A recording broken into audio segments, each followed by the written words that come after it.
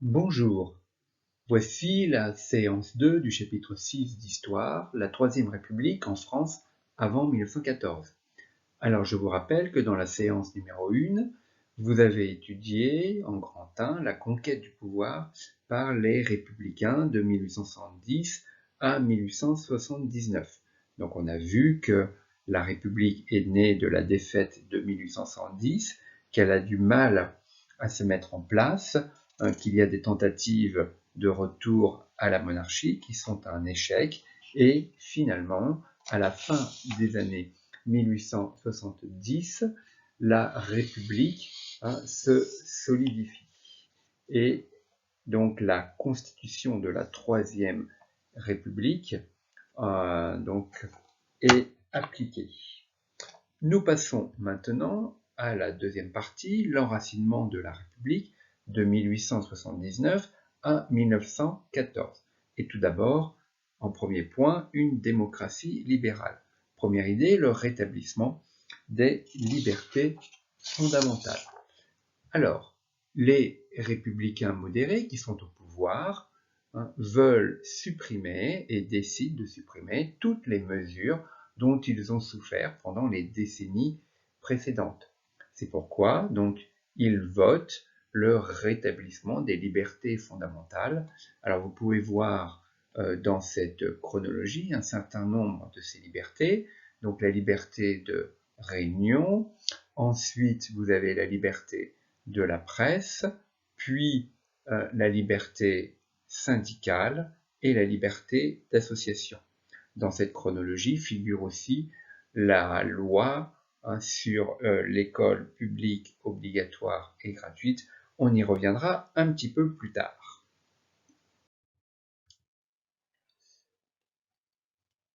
Ensuite, deuxième idée, le suffrage universel masculin.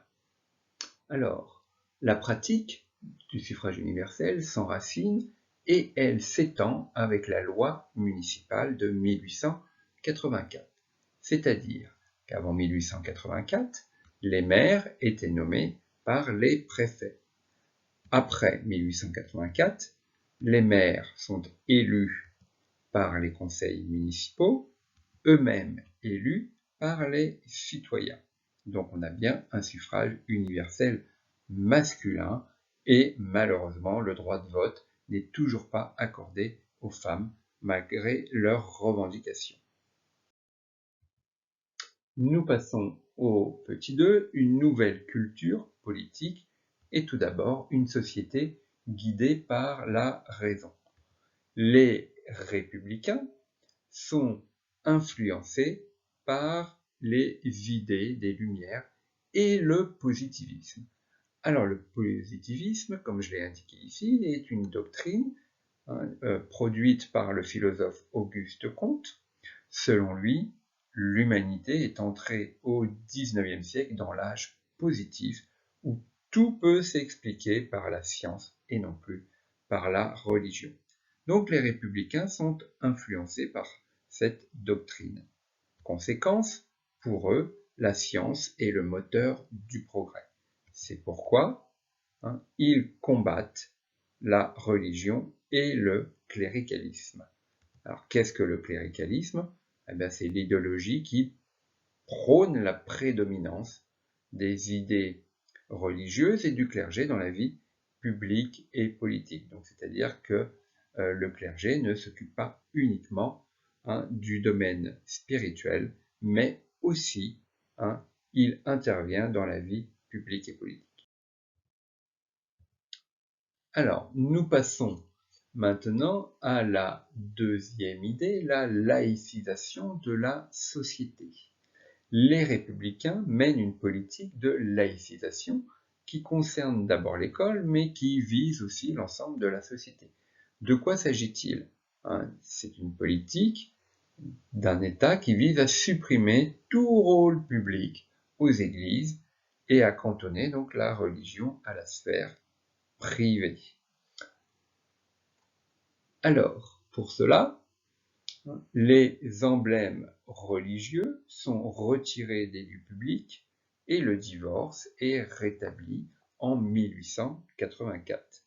Le processus s'achève par la loi de séparation des églises et de l'État de 1905 et je vous invite à voir les exposés de vos camarades sur le Padlet. La République ne reconnaît plus aucun culte. Il y a bien séparation entre l'Église ou les églises et l'État. Par contre, elle en garantit le libre exercice. Cette loi, évidemment, est condamnée par le pape, car elle remet en cause le Concordat de 1801. Alors, qu'est-ce que ce Concordat de 1801? En fait, c'était un traité, un Concordat est un traité qui règle les rapports entre un État, ici l'État français, et l'Église catholique. Alors, après les oppositions qui sont apparues pendant la période révolutionnaire, Napoléon a donc fait un traité avec le pape. L'objectif, c'est de mettre fin aux divisions religieuses de la France. Le pape à l'époque, le pape Pie VII, veut réintroduire l'influence de la papauté dans le catholicisme français. Alors avec ce concordat de 1801, le catholicisme est reconnu comme la religion de la majorité des Français, mais non pas la religion de l'État, comme à l'époque de la monarchie absolue, et les évêques sont choisis par le gouvernement français, mais ils reçoivent leur pouvoir religieux du pape. Donc voilà ce traité, ce concordat entre l'État français, c'est-à-dire Napoléon, et le pape à l'époque. Donc, je reviens à mon propos, à savoir que cette loi est condamnée, la loi de 1905, qui sépare les églises et l'État, elle est condamnée par le pape, parce qu'elle remet en cause, évidemment, ce concordat de 1801. Elle est à l'origine aussi, cette loi, d'une flambée de violence, de manifestations, notamment à cause de la crise des inventaires. C'est-à-dire que les républicains modérés qui sont au pouvoir, à l'époque ce sont plutôt les républicains radicaux, excusez-moi, qui sont au pouvoir, donc veulent créer des associations cultuelles pour gérer les biens de l'Église. Il y a en France à peu près 70 000 édifices religieux et le gouvernement donc décide de faire un inventaire descriptif, une estimation de tout ce que ces bâtiments, ces édifices contiennent. Mais ces inventaires, évidemment, sont perçus par les catholiques comme une intrusion, même une profanation, et ils provoquent des manifestations devant les églises. Petit 3, l'apprentissage de la citoyenneté. Et nous commençons tout d'abord, en premier point, par l'école, au cœur du projet républicain. Alors, comme vous le savez, l'école joue un rôle déterminant dans la diffusion des valeurs républicaines. Elle va se faire sous l'impulsion de Jules Ferry. Vous avez un portrait ici, une petite biographie. Alors, Jules Ferry était à l'origine un avocat, journaliste. Il a été maire de Paris en 1870, juste avant la Commune de Paris. Puis il a dirigé le ministère de l'Instruction publique, deux gouvernements aussi, de 1880 à 1881 et de 1883 à 85. Donc c'est lui, avec d'autres personnes, mais c'est lui notamment qui impulse le mouvement et on parle des lois Jules Ferry pour l'école. Alors, avec ces lois, l'école désormais est gratuite, obligatoire et laïque. Elle concerne les filles et les garçons de 6 à 13 ans. L'instruction religieuse, elle, ne fait plus partie des programmes scolaires. Alors, pour avoir le détail et l'origine, la genèse de ces lois, je vous demande d'aller voir, si vous n'avez pas encore fait, les exposés de vos camarades sur le Padlet. Alors, l'instruction donc ne fait plus partie des programmes. En effet, les républicains veulent absolument briser l'influence de l'Église sur les enfants et préparer le citoyen de demain à exercer son droit de vote.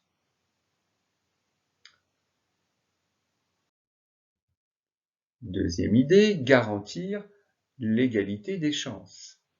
Alors l'école doit être un moyen de promotion par le mérite.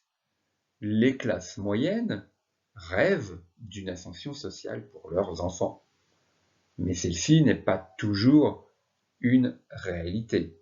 L'école est obligatoire entre 6 et 13 ans. Après, il y a l'enseignement secondaire, les lycées. Alors à l'époque, ça regroupe les collèges et les lycées que nous connaissons. Mais donc cet enseignement secondaire est payant. Il est réservé donc aux enfants des milieux aisés.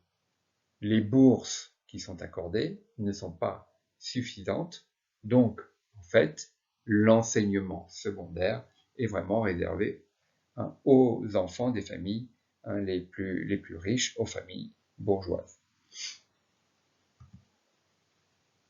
Le service militaire.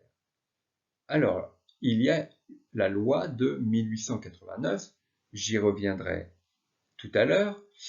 Donc cette loi de 1889 institue un service militaire d'une durée de, alors j'ai indiqué ici 2 ans, c'est en fait 3 ans, elle était au départ de 3 ans obligatoire, et maintenant elle revient à 2 ans. Donc un service militaire de 2 ans, obligatoire pour tous les jeunes hommes de la même classe d'âge, sans exemption possible. Donc ça veut dire que même les prêtres, qui autrefois étaient exemptés, c'est-à-dire qu'ils ne faisaient pas le service militaire, désormais, à partir de 1889, font ou feront leur service militaire.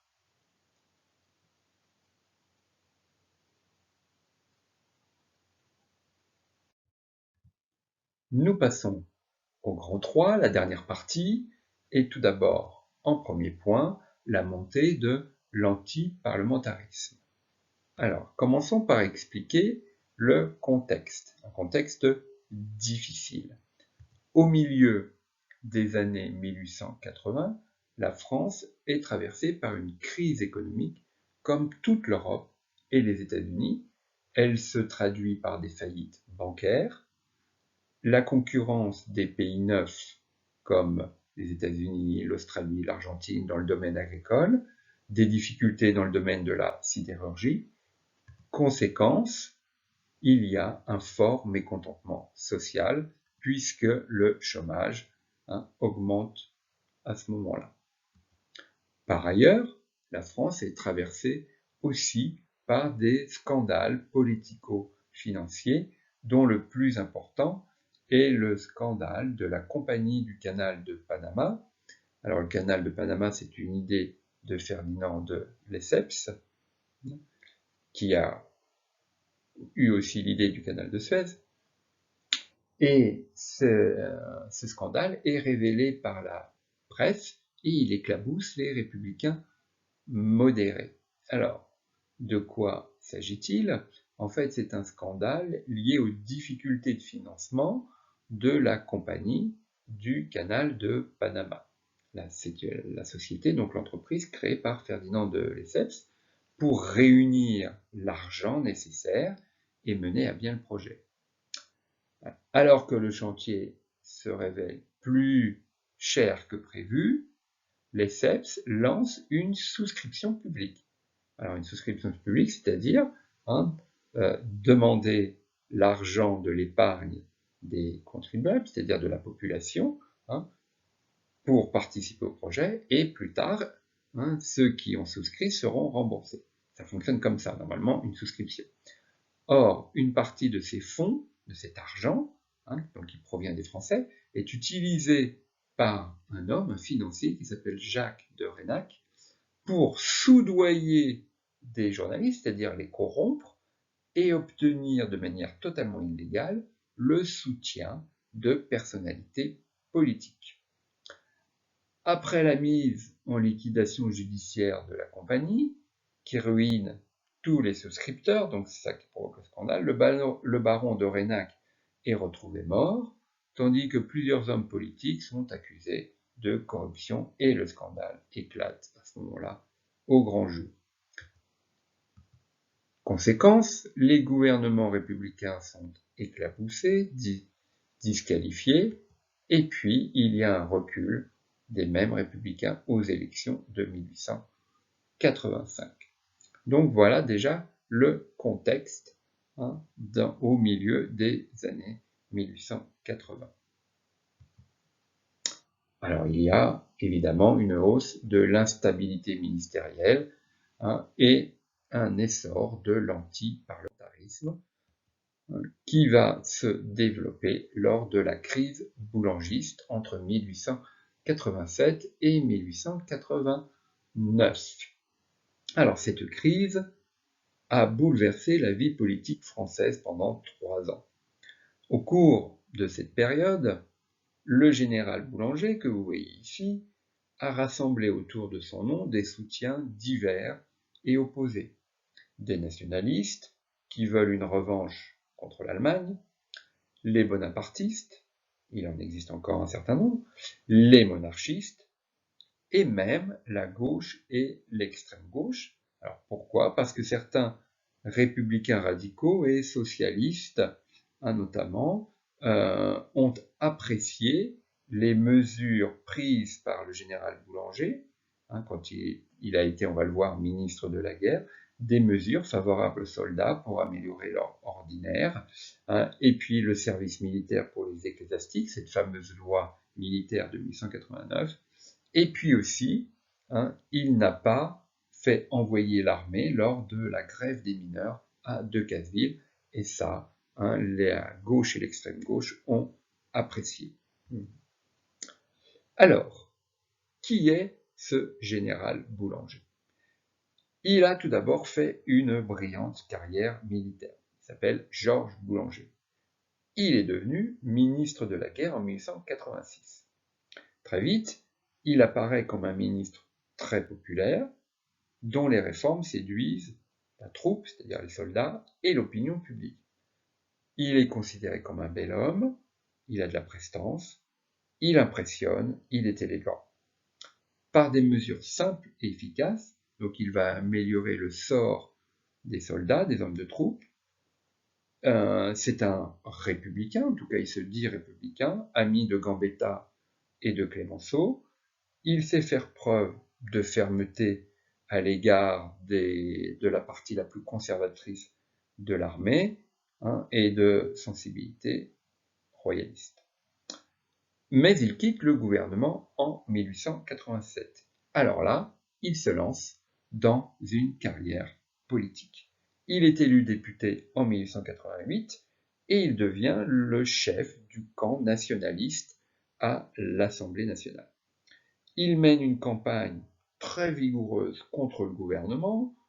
On a vu le contexte tout à l'heure, les scandales politico-financiers, la crise économique. Il exige une révision de la Constitution et il prône, c'est-à-dire qu'il souhaite la dissolution de l'Assemblée nationale. Alors, vous avez ici une caricature. On voit donc le général Boulanger qui marche, qui a le pied sur la Marianne, sur la République, et le slogan Boulanger, premier empereur. Alors j'y viens. Il est très populaire, ce général Boulanger, et tous ses soutiens le poussent au coup d'État. Et là, patatras, le général Boulanger manque de courage et il refuse de passer à l'action. Il perd ses soutiens, les républicains en profitent pour s'unir dans l'objectif de défendre le régime. Il lance un mandat d'arrêt contre Boulanger en 1889. Boulanger s'exile à Bruxelles, puis se suicide en 1891 à la suite de la mort de sa maîtresse. Vous voyez, mélange politique, fait divers. Donc voilà l'histoire de cette crise boulangiste. Petit 2, l'extrême droite nationaliste. Alors, nous commençons tout d'abord donc par l'essor du nationalisme. Les anciens boulangistes et les opposants à la République libérale, comme Maurice Barrès, vous voyez sa photo ici, et puis Charles Maurras, donc tous se rassemblent dans les années 1890 autour du nationalisme. Alors, le nationalisme, vous voyez, j'ai indiqué une définition, l'exploitation politique du sentiment national. En France, donc, le terme nationalisme désigne en fait une idée agressive par opposition au patriotisme républicain. Parfois, on confond les deux, nationalisme et patriotisme. Le patriotisme est intégré à la République, au concept, aux préceptes et aux valeurs républicaines. Le nationalisme veut renverser la République. Alors, ce nationalisme donc, est fondé sur une définition biologique de la nation qui rassemble les Français et donc qui exclut les étrangers et les Juifs. Et vous voyez dans la biographie de Charles Maurras, donc, ainsi que Maurice Barrès, tous les deux sont des anti-Dreyfusards, on y reviendra tout à l'heure avec l'affaire Dreyfus, et Charles Maurras est l'un des principaux animateurs de l'Action française, qui est un mouvement politique nationaliste et royaliste d'extrême droite. Alors, l'affaire Dreyfus. Donc, voici un portrait de Dreyfus et quelques éléments. Alors, je vous demande de regarder une petite vidéo qui est un film d'animation de 9 minutes qui vous présente le déroulé des événements de cette affaire Dreyfus. C'est très très bien fait et vous allez absolument tout comprendre. Alors, juste pour résumer, la force du courant nationaliste se manifeste dans cette affaire Dreyfus. Dreyfus est accusé à tort par un tribunal militaire d'espionnage au profit de l'Allemagne. Il est condamné à la déportation à vie en 1894. Alors qu'une grande partie de la presse vilipende ce juif alsacien, Émile Zola dénonce une erreur judiciaire étouffée par l'armée dans ce fameux article J'accuse, publié dans le journal Aurore en 1898.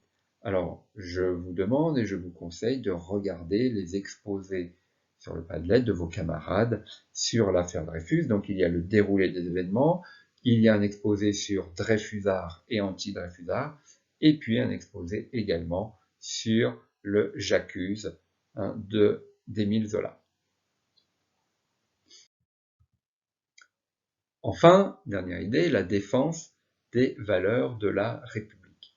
Alors, cette affaire Dreyfus permet au nationalisme de se structurer au sein des ligues telles que la Ligue des Patriotes de Paul Déroulède.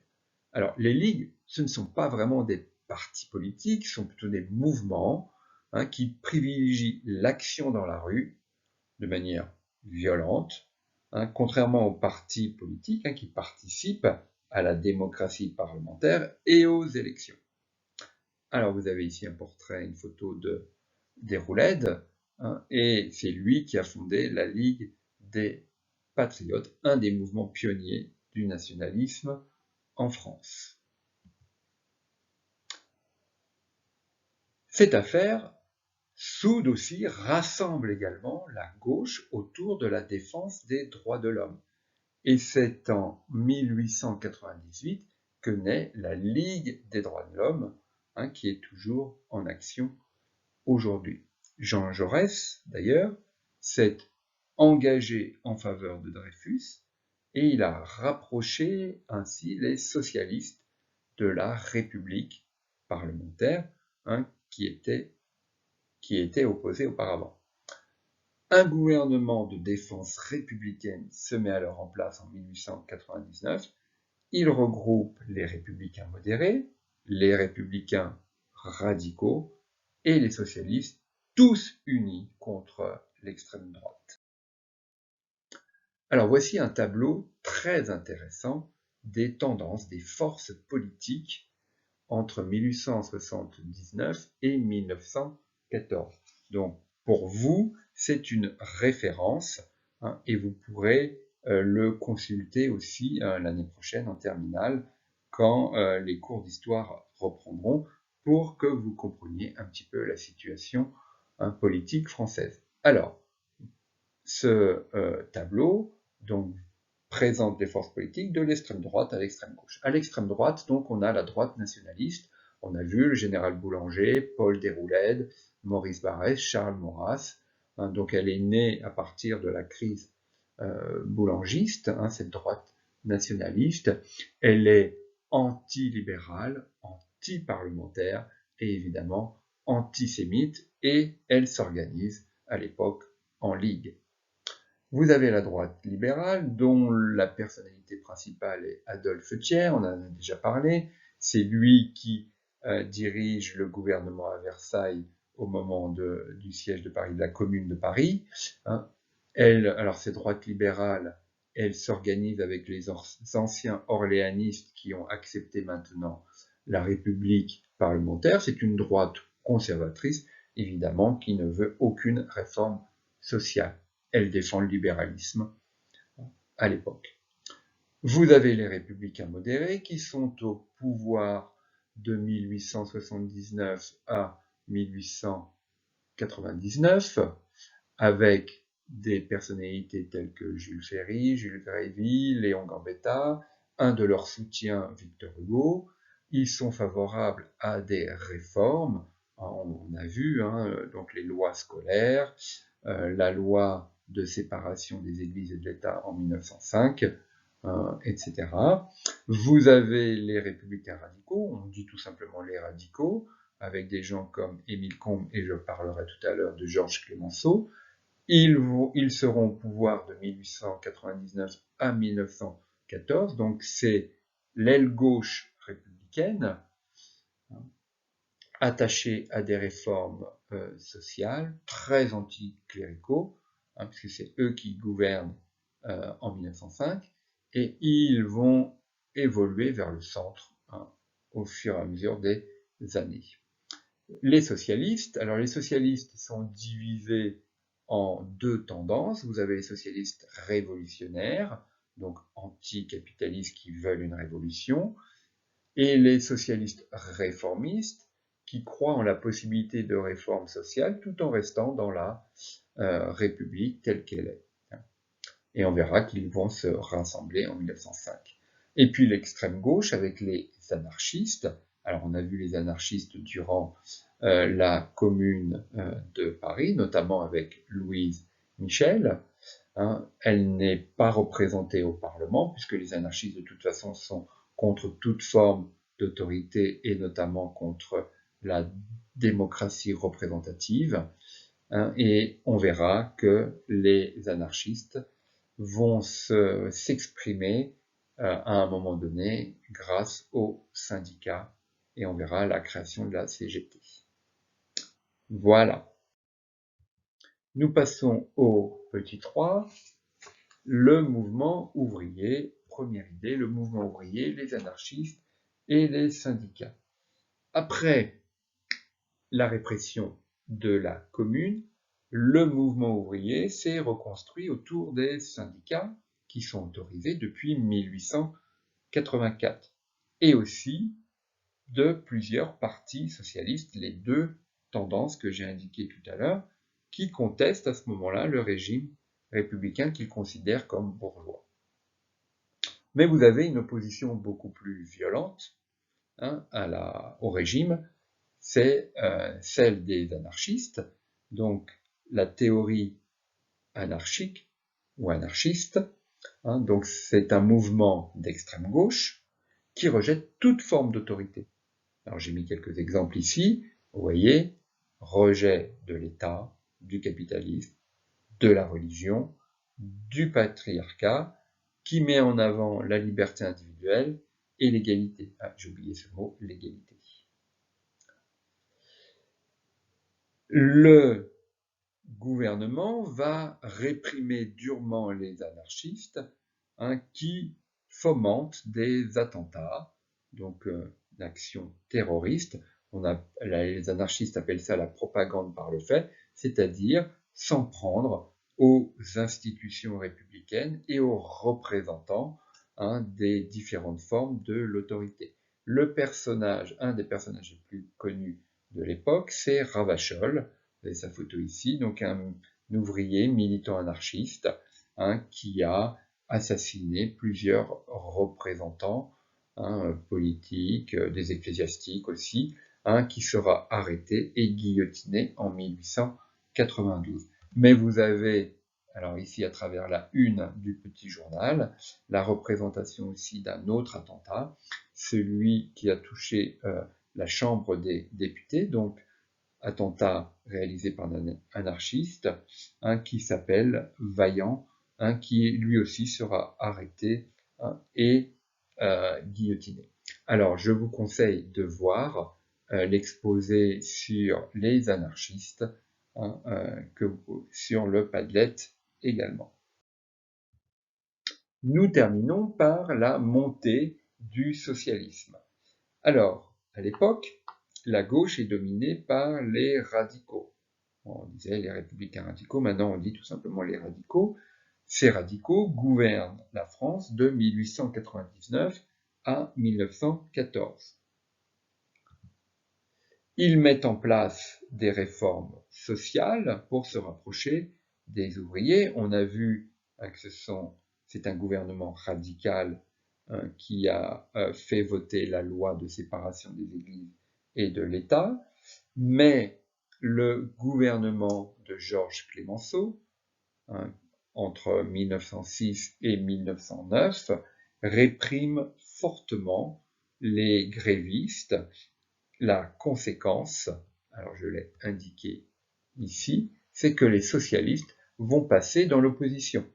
Auparavant, les socialistes et les radicaux étaient unis pour aller plus loin et critiquer le gouvernement dans les réformes sociales. Là, il y a un divorce entre les deux, suite donc aux répressions des grèves organisées par le gouvernement de Clemenceau. Alors pas les grèves, mais la répression qui est organisée par gouvernement de Clemenceau. Donc les socialistes passent dans l'opposition, ils vont s'unir, les deux tendances socialistes vont s'unir, les socialistes révolutionnaires et les réformistes, et créent la SFIO, c'est-à-dire la section française de l'Internationale ouvrière, en 1905. Donc cette SFIO, c'est l'ancêtre, en fait, du Parti socialiste. Voilà, le chapitre est terminé.